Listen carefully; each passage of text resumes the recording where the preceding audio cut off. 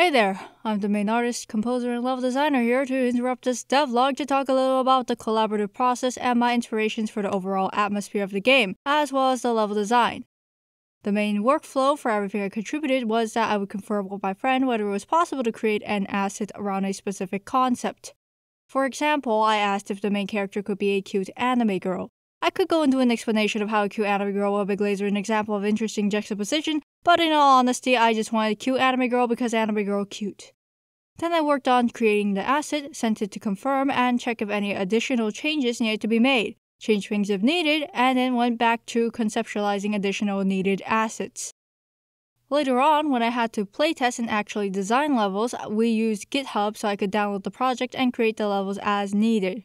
In terms of inspiration, the most important thing is that we decided on the main mechanic, the laser, before anything else, and built a plausible scenario around that, which is that you're in this lab and you have to do all sorts of things with the laser to fulfill some sort of core goal within that lab.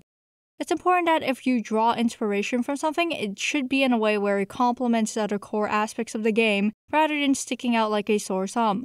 As you can imagine, one of my main inspirations for the feel of the game was Portal, which I recently played. But another influence on the art style of the game was actually Touhou Luna Nights, because of how nice and fluid the animations in that game are. It's part of the reason why we chose to create the sprites as 32 by 32, because of the freedom it affords us in comparison to 16 by 16.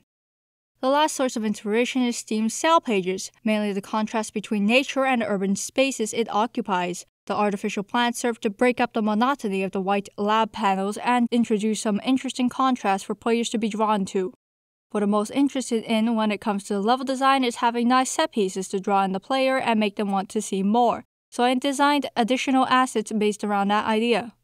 Part of the inspiration that I took from Portal also affected how I approach level design. Portal is fairly good at showing you where you need to go and how using visual cues, so I designed tile map assets with that in mind because I wanted the ability to introduce visual cues to lead players to where they needed to go. Another core principle that I kept in mind was making the map visually interesting for players to keep going. With a limited set of assets due to time constraints, I wanted to make each level different from one another, as so to be memorable, hence the usage of set pieces. If you're wondering, I designed level 0 and levels 4 through 7, as well as any additional content. Levels 4 and 5 are more centered around exploration, and levels 6 and 7 are more centered around platforming. Something that I kept in mind when designing these levels was the idea of cause and effect. For levels 4 and 5, I specifically kept the recoil in mind when designing the layout of the indestructible blocks to prevent forced backtracking, so I built them around the idea of using the laser.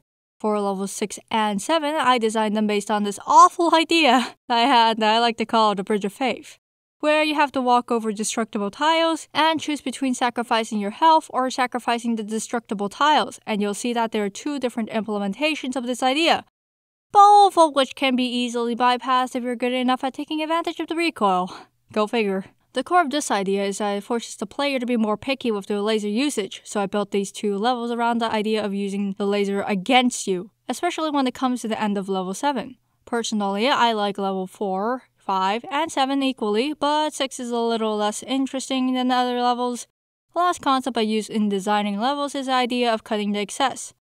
I prefer tightly designed levels where each block serves a purpose, so I went mostly with tight corridors and more linear levels. My thought process is that introducing random platforms that serve no purpose is distracting to the player unless there's a secret tied to them, because the player doesn't know which platform to choose in such cases, so it's best to place down only what is necessary. Part of what I like about the main mechanic, the laser, is that it enables a lot of different playstyles. You can choose to be cautious or you can speedrun using the recoil, so I tried to incorporate elements that allowed for both.